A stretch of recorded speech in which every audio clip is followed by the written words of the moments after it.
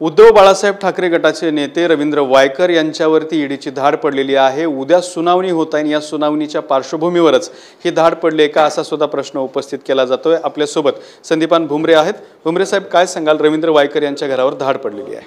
मला एक सांगायचं की जी काही धाड पडली असेल ती कायदेशीर बाजू जे काही असेल ते बघतील, पण असं काही शिवसेना म्हणूनच बाळासाहेब ठाकरे यांच्या याच्या उद्धवसाहेब ठाकरे यांच्यासोबत येऊन धाड पडली असं काही ते त्यांचं तपास यंत्रणा त्यांची चालू राहते। त्याच्यामुळे असा काही विषय येत नाही की वायकर असून द्या कोणी असून द्या, ते त्यांचं काम करतात। पण निकाल लागणार आहे उद्या। निकाल लागण्याचे एक दिवस आधीच धाड म्हणजे कुठेतरी हे दबाव तंत्र आहे असं विरोधकांचं म्हणणं आहे। दबाव तंत्राचा विषय नाही की मला एक सांगायचं, ईडीची धाड हा विषय वेगळा आहे आणि उद्याचा निकाल हा विषय वेगळा आहे।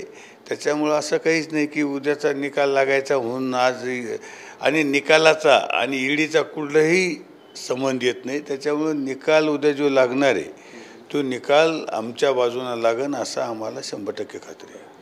उद्या निकाल आहे, आज तुमच्या चेहऱ्यावरती कुठलीही धाकधूक दिसत नाही, इतके निश्चिंत कसे काय तुम्ही? मला एक सांगायचं की लोकशाहीमध्ये की बहुमताला महत्त्व आहे आणि पक्ष आमचा आहे, बहुमत आमचं आहे। त्याच्यामुळं आम्हाला चिंता करायची गरज नाही। ज्याच्याकडे पक्ष नाही, ज्याच्याकडे बहुमत नाही, त्यांनी चिंता करायची। आम्ही कशाला चिंता करायची? आमचं जे आहे ते आमचं सगळं कायदेशीर आहे आणि आमच्याच बाजूने उद्या निकाल लागणार आहे। तुम्ही म्हणता तुमच्याकडे बहुमत आहे, ज्यांच्याकडे पक्ष नाही ते आरोप करतात। त्यांचा तर इतका ठाम दावा आहे की उद्या या सगळ्या गद्दारांना धडा शिकवणारा दिवस आहे आणि उद्या निकाल त्यांच्या बाजूने लागेल। हे तर आम्ही 1.5 वर्षापासून ऐकतोय, हे 1.5 वर्षापासून ऐकतोय, पण उद्या कोण कोणाला धडा शिकवतो हे काही तासावर आलेलं आहे। म्हणून मला सांगायचं आहे की आता जास्त वेळ राहिलेला नाही। त्याच्यामुळं उद्या कोण कोणाला गाडतं, कोण कोणाला धडा शिकतं हे उद्याच कळलं आपल्याला आणि मग नंतर त्याच्यावर बोलू आपण।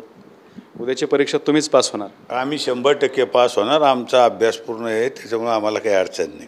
उद्या ही निकालाची परीक्षा पास झाल्यानंतर लगेच काही दिवसांमध्ये लोकसभेची परीक्षा सुरू होणार आहे। त्या परीक्षेला सामोरं जाणार आहात का तुम्ही? लोकसभेला आम्ही ही जागा ही शिवसेनेची जागा आहे आणि ह्या जागेवर शिवसेनेचा उमेदवार उभा राहणार आणि तो निवडून येणार। मी आज सांगतो, ठामपणे सांगतो, निकाल लागल्यावर मला विचारा लोकसभेचा तुम्ही काय बोलले होते।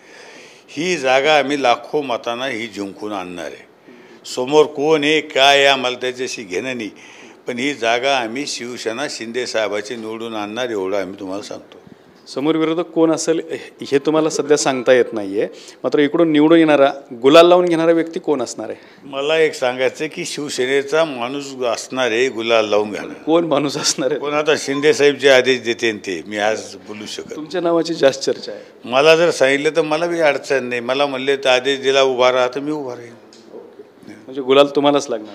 मी सांगतो, शिंदे साहेबांनी जर मला आदेश दिला की भुमरे साहेब तुम्हाला लोकसभा लढायची तर तुम्हाला सांगतो ही जागा निश्चितच जिंकू आणि गुलाल बी आम्हीच घेऊ। तर हे होते संदीपान भुमरे यांनी स्पष्ट केलं की ज्यांच्या बाजूने बहुमत आहे, जनमत आहे, उद्याच्या निकालात त्यांचा विजय होईल आणि एकनाथ शिंदे यांनी जर सांगितलं तर लोकसभा निवडणूक मी लढवायला तयार आहे हे सुद्धा त्यांनी स्पष्ट केलंय। दत्ता कानवटे, TV9 मराठी, छत्रपती संभाजीनगर।